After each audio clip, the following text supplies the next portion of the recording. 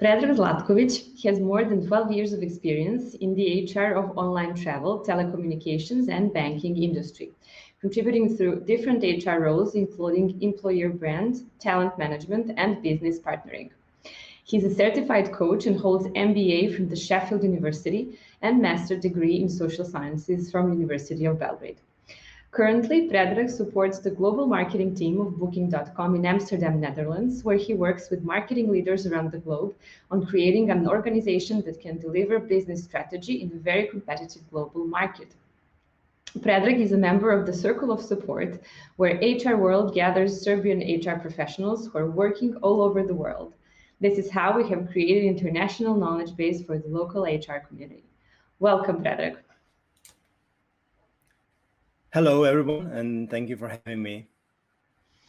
Nice to see you again after yesterday. So we'll enjoy your keynote presentations, and I'll see you shortly. Thank you, Jovana.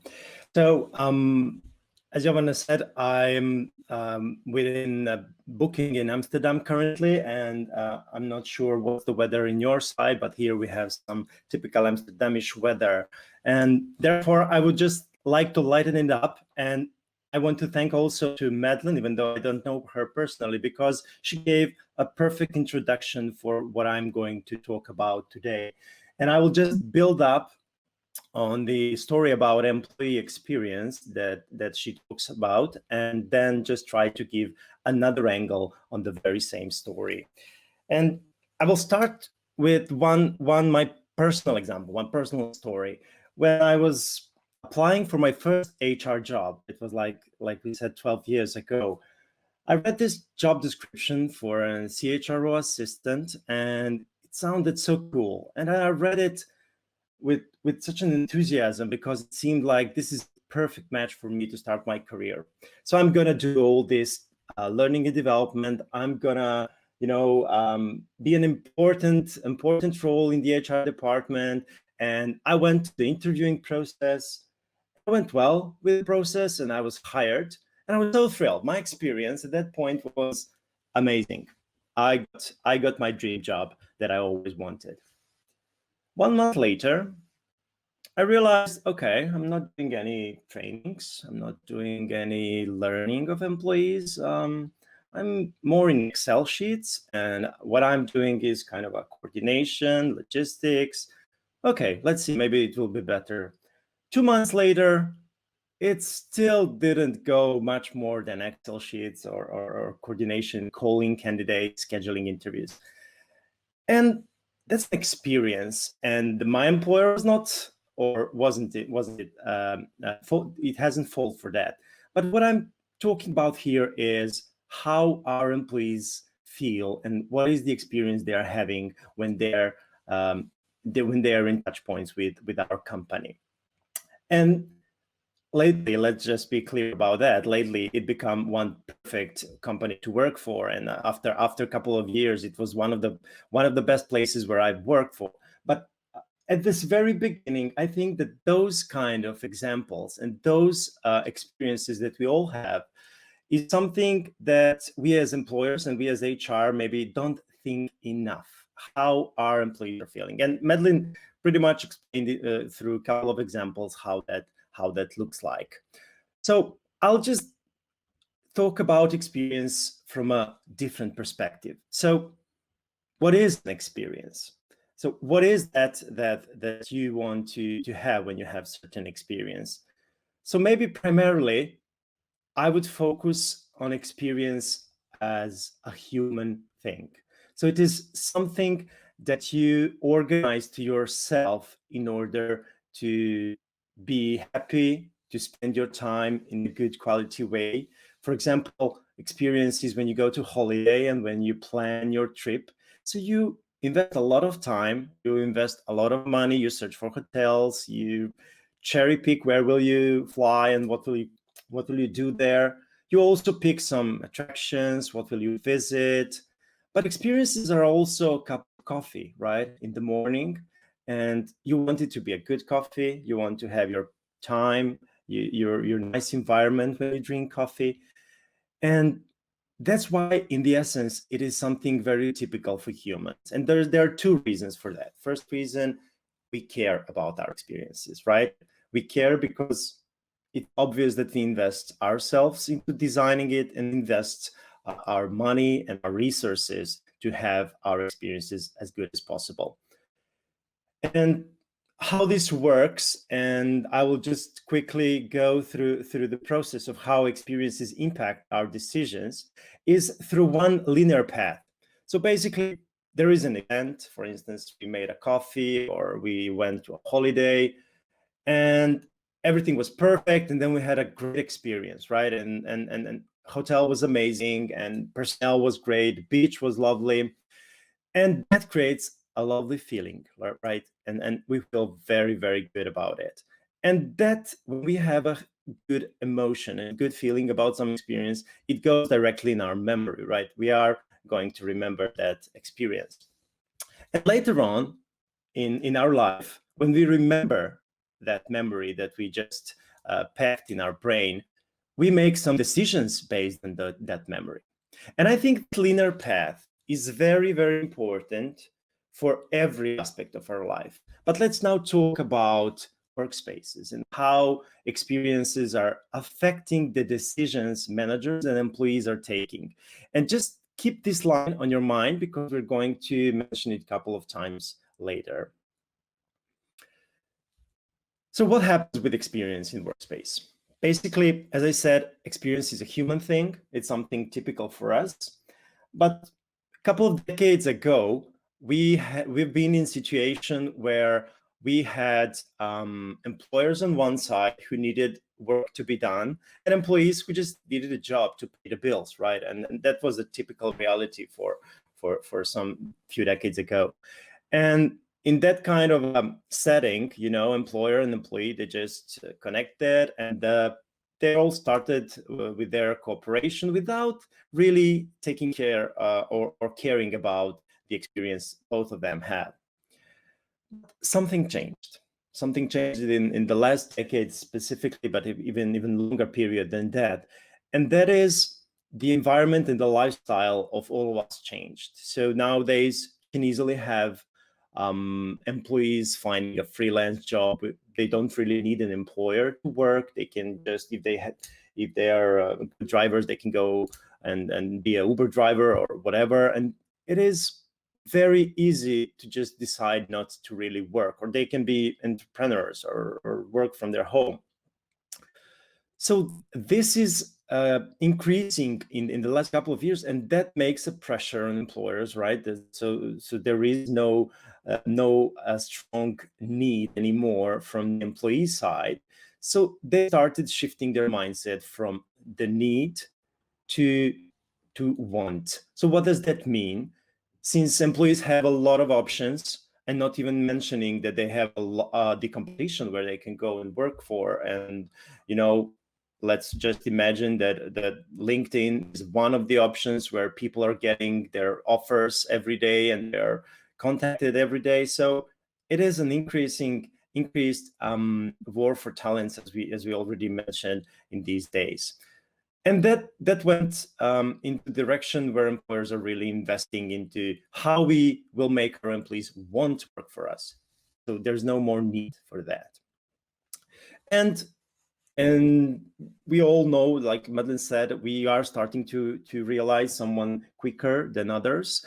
Some companies already have made some steps, but honestly, my personal impression is that we are just at the beginning of the process. So we realize that it's about the people. So you will hear that from everybody, and from not only chief HR officers or chief people officers, you will hear it from all other C-levels. Everything is about people. They're the ones who make it happen. And what I'm worried about is it is very often it stays on the surface. And it seems like it's not enough just to say that people are first, everything's about people, and then really do just a couple of initiatives that are covering that experience. I'll also go back and try to make a parallel with something that all of you, and especially those who are in the marketing area or who worked with marketing area, are familiar with, and that's customer experience. So what I think is happening right now is that employee experience goes the same way as customer experience did decades ago. So making a slow steps towards the final goal, and that is really embedding employee experience in the people processes. And that means like from a buzzword. So, we're currently in the phase of the buzzword. Everything is so enthusiastic talking about it. And from time to time, some companies make baby steps, hiring 1 or 2 people who will be dedicated to customer experience, or maybe adding that job to somebody who already works for us and try to do something. But it seems like not enough for a huge task that designing employee experience is. And we have to invest more resources in order to go quicker to that road. But apparently that was the same effort and same problem that text had once it was introduced into the marketing. So let me tell you my personal story, another story from let's say a couple of years ago. So we had a very great team that was working on service design methodology, that worked with a great customer experience team. And me and my HR colleagues, we said like, oh, this is a great opportunity. Let's make an employee experience design workshop, and let's identify what is it that we want to tackle. And we did it. We did all the fancy job with our colleagues from marketing. We had our employee journeys. We even had employee segmentation, and with all identified touch points, like where are our employees happy, where are they angry, what makes them angry about us or unhappy. And we made we concluded some insights, and from those insights we've made some action planning, and we created some project, and then we of course created a PowerPoint slide and went to the management meeting to present that. And the bottom line was like, wow, this is great. This is exactly what we need. So this is what our company needs to focus on, because we are people-centric company, and this is perfect that we are working with this topic.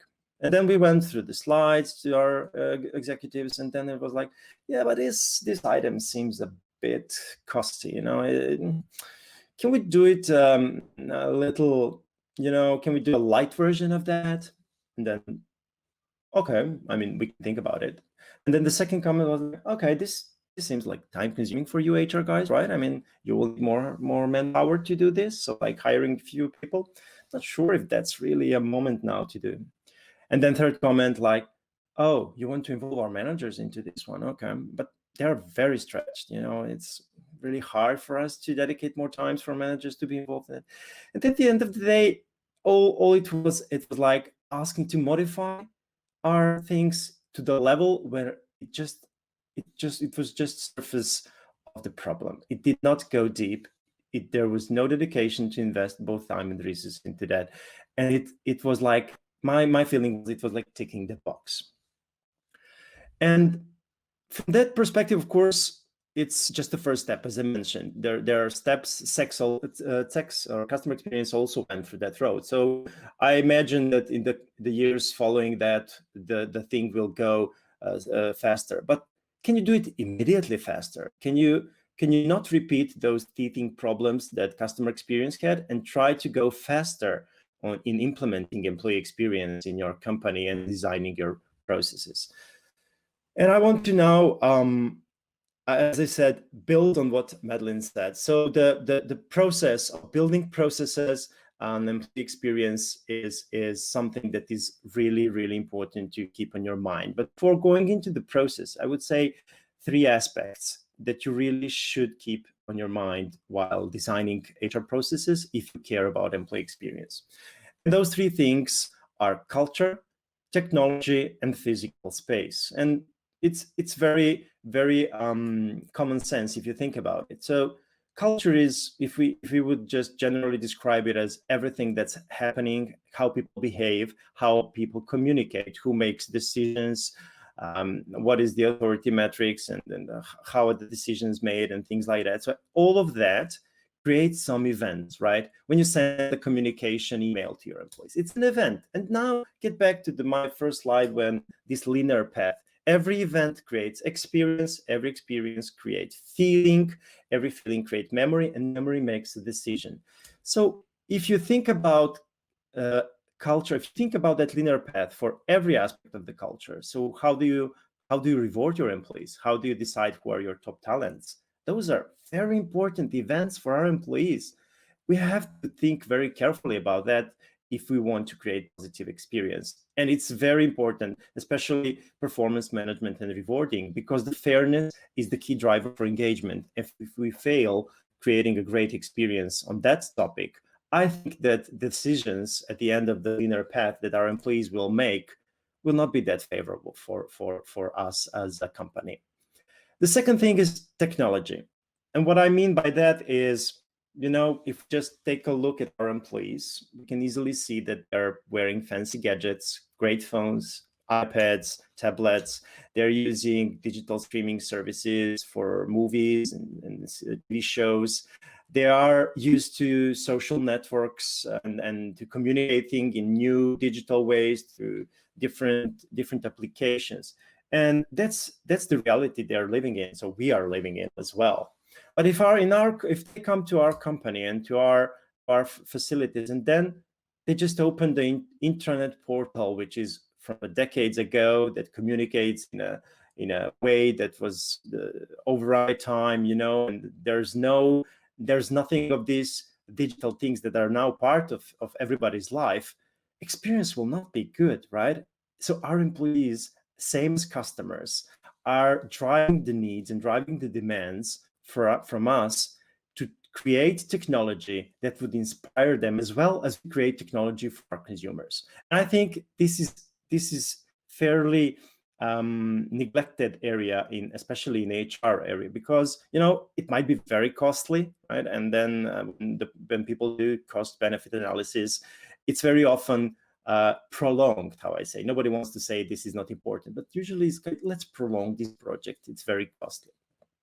And the third phase that creates experience is a physical space, and it kind of goes without saying that when you enter into great shopping mall, it's not just that you're going to buy some things. It's more in the experience, right? And they know that. People who design shopping malls, they really know that. So the space is very important. And again, that event of entering the shops and then seeing all this beautiful physical space create an experience, and that creates a feeling, and feeling creates a memory that later makes us have a decision to get back to shopping mall, to like going to that shopping mall, to spend time there. And then I would say that there is one thing that I could share from my current practice that I think it's very, very useful for this topic. How can you assure that you are having all these three aspects in line? So basically, all goes in one word. So focus on what's important. And it seems very simple, but you can easily be dragged into the solving other people's problems instead of focusing on how we can make our processes solve their problems instead of us. So it's not us solving their problems. It's more like creating processes and environment and technology and culture so they solve their problems that they have.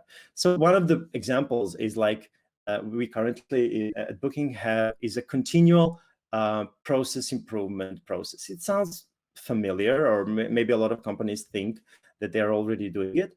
But what that actually means is that you don't have a same process twice. And that's because you're doing iteration after every process, and you are doing a lot every time you're kind of experimenting and testing. So there are 4 phases for every, whether it is a yearly regular HR process, such as performance management, or is it a reward or promotion process. You first have collecting insights. So there are focus groups, there are interviews, collecting inputs. What is it that we want from the experience? What are the problems that we need to solve? And then we design it carefully through the service design methodology that we are all that we all know about. And then after designing the process, we go, of course, in the third phase, which is execution. We do the process. But we do know that that's not perfect process. And I think that's the key. It's not a perfect process. It's rarely it's a perfect process. And we go into execution by knowing that it's not a perfect process. We are open to see what are the pain points. And the most important part is the 4th phase. And Some companies do it. Some companies do it just, you know, in order to hear what was the reaction, how successful the HR team was, or things like that. But what I've witnessed here is like, we sit as HR people who did the process, who did the execution. They sit, they collect stakeholders after the process was executed, or let's say performance management, and then they just listen. So there's no like, there are urges, of course, to respond, like when employees said, but this process is not fair, and then we jump in saying, but yeah, you did not do it right, you know. And again, same thing as marketeers. You're not going to customers and saying, you did not use this technology, right? This is how you need to use it. No, you just adjust the application or your product or whatever you're using, so your customer feels it very easy to use and very friendly for them. So basically that fourth step is like, be ready to be quiet and just listen. And, you know, control your urge to defend your job. We all want to defend, but just listen and collect the inputs, and then do another iterations of changing the process, pivoting of the process, and then you will end up with a better version of that one. And one final remark from my side is that I think that the major thing and major takeout for me is like, we are designing people processes. I think we also have to think about consumer grade level of quality for people processes. So it is a very same level of quality that we are designing for our customers. And I think that it is now more than ever important to realize that, because those are the same people who are consumers as well, right? And they are expecting it from the employer. And that's the only thing that you need to take care if you want to have a philosophy of your employees wanting to work for you, not need to work for you.